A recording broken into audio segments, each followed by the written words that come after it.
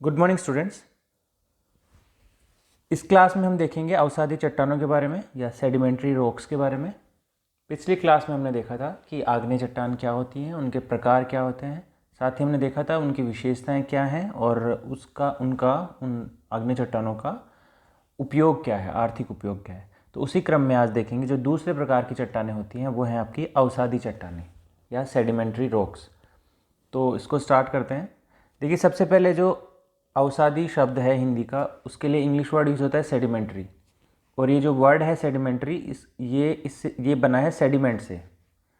Sediment originally बना है Latin भाषा के शब्द सेडिमेंटम से। सेडिमेंटम का मतलब होता है व्यवस्थित होना।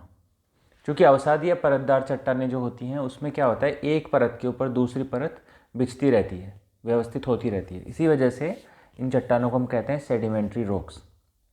अब सेडिमेंट्री रॉक्स कैसे बनती हैं? तो देखो, पृथ्वी की धरातल पर जो चट्टानें हैं वो बहुत से भौतिक कारक और जैविक कारक, जैसे वायु हो गया, वर्षा हो गया, हिम हो गया, जल हो गया, जैविक कारकों में आपका वनस्पति हो गया और जीव जंतु हो गया, इनके द्वारा इनमें होता है अपक्षयन। ये अपक्षयित होती हैं, वेदरिंग होती है इनमें। वेदरिंग क्या होती है? अपक्षय क्या होता है? अपक्षय होता है चट्टानों का टूटकर वहीं पे गिरना। ये इन सिटू या स्वस्थानीय प्रक्रिया होती है। तो ठीक है, अपक्षयन हो गया। अपक्षय को हम बाद में डिटेल में पढ़ेंगे। तो आपको ये ध्यान रखना है कि टूट के चट्टानों के टुकड़े टूट के अपने जगह पर गिर जाते हैं, जिसको कहेंगे हम अपक्षय। और ये भौतिक और जैविक कारकों द्वारा संपन्न होता है। इसके बाद में आप देखोगे कि जो अपक्षय हुआ, इसको बहुत से बहिर्जात कारक, जिसमें पवन हो गया, हिमानी हो गया, बहता हुआ जल हो गया, ये सब बहा के ले जाते हैं और इनका एक जगह निक्षेपण होता है, डिपोजिशन होता है इनका। और ये जो निक्षेपण जब होता है तो ये जो निक्षेपित पदार्थ है इनको कहते हैं हम सेडिमेंट या अवसाद। और सघनता के कारण ये निक्षेपित और संचित पदार्थ धीरे धीरे चट्टानों में परिणत हो जाते हैं। ठीक है, परत पे परत बिछती जाती है और ये चट्टानों के रूप में परिणत हो जाते हैं। इस जो प्रोसेस है, इस प्रक्रिया को बोलते हैं लिथिफिकेशन या शिलीभवन। ठीक है, तो आपने देखा कि पहले अपक्षय होता है, उसके बाद में उनका परिवहन होता है, निक्षेपण होता है, अवसाद जमा होते हैं और उसके बाद वो एक चट्टान बन जाती है। जो किस प्रकार की चट्टान होती है? वो होती है आपकी अवसादी चट्टान या परतदार चट्टान। इसके बाद आप देखोगे कि जो लिथिफिकेशन होता है या शिलीभवन होता है, उसके परिणाम स्वरूप अवसादी चट्टानों का निर्माण होता है। ये जो चट्टानें हैं स्तरों के रूप में होती हैं, स्ट्रेटिफाइड होती हैं, स्तरित होती हैं या स्तरों के रूप में, विभिन्न परतों के रूप में ये पाई जाती हैं तथा कई प्रकार के असंगठित छोटे बड़े कणों से निर्मित होती है। और मैक्सिमम ये जो होती हैं, अधिकांशतः ये होती हैं रंध्र युक्त होती हैं, सरंध्री, रंध्रयुक्त या पोरस होती हैं। आपने देखा होगा कि आग्नेय चट्टान है उसमें रंध्र नहीं पाए जाते, वो रंध्र विहीन होती हैं। जबकि जो आपकी ये चट्टानें हैं, अवसादी चट्टानें हैं, ये पोरस होती हैं। इन चट्टानों में जीवाश्म पाए जाते हैं। आग्नेय चट्टानों में आपने देखा होगा कि जीवाश्म उपस्थित नहीं होते हैं। साथ ही जो अवसादी चट्टानें हैं ये कोमल होती हैं, जिसके कारण से इसमें अपक्षय और अपर्दन सरलतापूर्वक संभव होता है। यहाँ पर अपक्षय भी होता है तेजी से और अपर्दन भी होता है, जबकि आग्नेय चट्टानों में अपक्षय और अपर्दन की क्रिया बहुत धीमी गति से पाई जाती है, क्योंकि वो रंध्रयुक्त नहीं होती। अब आप देखोगे, चूंकि अवसादों का जमाव सामान्यतः क्षैतिज स्तरों में होता है। क्षैतिज का मतलब जैसे एक यहाँ से मान लो ये चट्टान थी, यहाँ से अपक्षय हुआ, इसके बाद में ये पदार्थ बहा के लाए और इसको यहाँ जमा किया जाने लगा, तो ये स्तरों में होता है। मतलब एक बेड हो गया, दूसरा बेड हो गया, तीसरा बेड हो गया, ऐसे परतों के रूप में ये जमा होते हैं। और ये इनका जो जमा होता है ज़्यादातर क्षैतिज रूप में होता है। जैसे मैंने अभी बताया आपको, एक क्षैतिज जमा होता है इनका, इसलिए इन्हें परतदार चट्टान भी कहा जाता है। इसके बाद में देखोगे आप, जो ढीले पदार्थ हैं कठोर तथा सघन होकर, ढीले पदार्थ मतलब जो असंगठित पदार्थ हैं, जिस प्रकार से जैसे यहाँ पे अपक्षय हुआ तो ये आपके असंगठित पदार्थ हैं, इनका परिवहन होकर यहाँ पे इनका जमाव होने लग जाता है। और जब जमाव होता है तो ये क्या होता है, कठोर और सघन हो जाते हैं, इनकी डेंसिटी बढ़ जाती है और ये क्या बनाते हैं, शैल और बलुआ पत्थर जैसी चट्टानों में परिवर्तित हो जाते हैं। ठीक है, असंगठित पदार्थ क्या बनाते हैं, या तो संगठित होकर ये बनाते हैं शैल या बलुआ पत्थर या अन्य प्रकार की परतदार चट्टानें ये निर्मित करते हैं। अब क्या होता है, यह परिवर्तन परतों के अधिक भार के कारण उत्पन्न दाब तथा संयोजक तत्वों के कारण चट्टानों के रूप में संगठित होता जाता है। बहुत सारे जो तत्व हैं वो एक सीमेंटिंग एलिमेंट्स या संयोजक तत्वों के रूप में काम करते हैं। वो क्या करते हैं, जो सीमेंटिंग एलिमेंट्स क्या करते हैं, जो ये आपके असंगठित पदार्थ हैं इनको जोड़ने का काम करते हैं। और ये क्या करते हैं इसके बाद में, देखो सबसे पहले होता है शिलीभवन लिथिफिकेशन, उसके बाद में जो सीमेंटिंग एजेंट्स हैं या सीमेंटिंग एलिमेंट्स हैं ये उन चट्टानों को और अधिक संगठित बनाने का काम करते हैं। तो सीमेंटिंग एलिमेंट्स के कारण क्या होता है, चट्टानें अधिक संगठित हो जाती हैं। अवसादी चट्टानों के उदाहरण आप देखोगे, उदाहरण आपको याद करने की कौन कौन सी चट्टानें अवसादी चट्टानों के उदाहरण हैं। जिस प्रकार से आपने देखा था आग्नेय चट्टानों में कौन कौन से थे, ग्रेनाइट था, बेसाल्ट था और भी बहुत सारे थे, गैब्रो थे, ये सारे आग्नेय चट्टानें थे।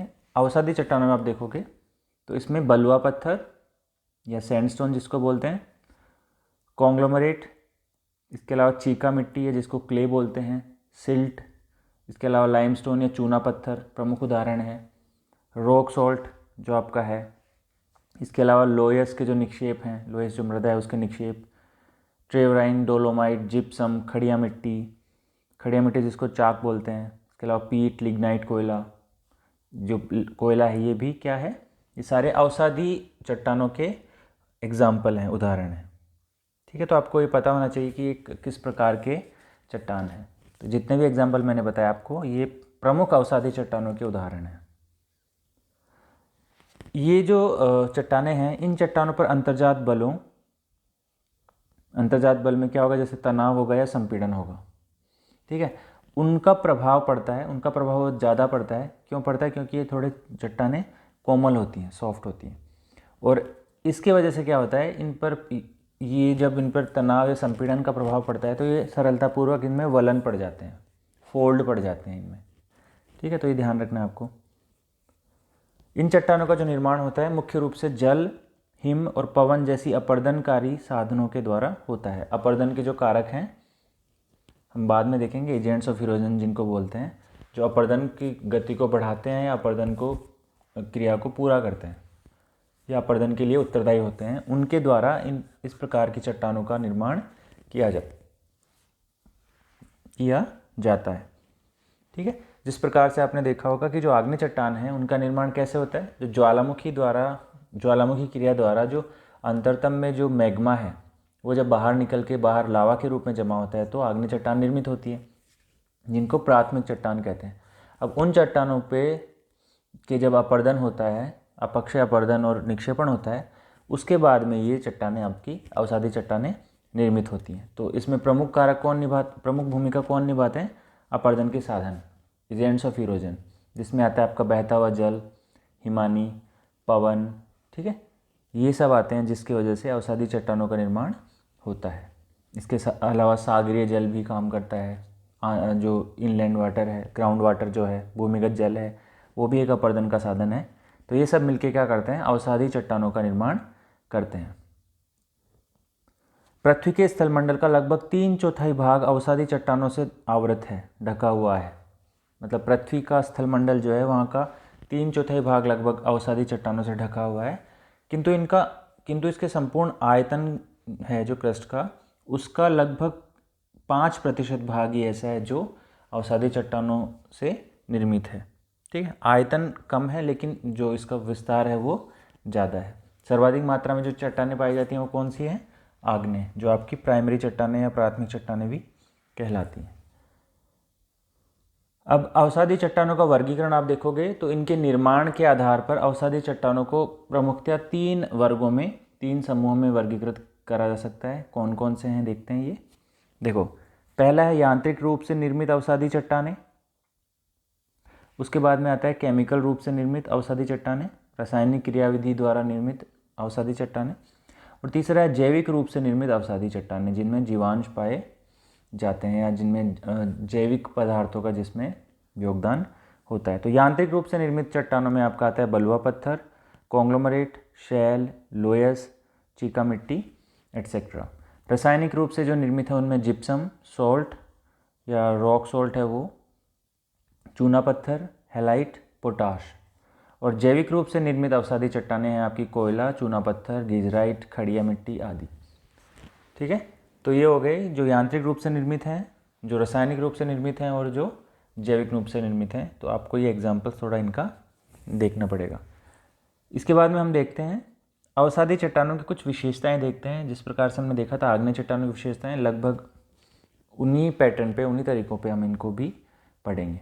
तो देखो, अवसादी चट्टानें जो होती है आग्नेय चट्टानों की तुलना में थोड़ी सी सॉफ्ट होती हैं, मुलायम होती हैं, इनमें रंध्र भी पाए जाते हैं। ये कैसी होती हैं? सॉफ्ट होती हैं। नेक्स्ट कैरेक्टर है इनका, अवसादी चट्टानें विभिन्न आकार और आकृति के सूक्ष्म कणों से निर्मित होती हैं।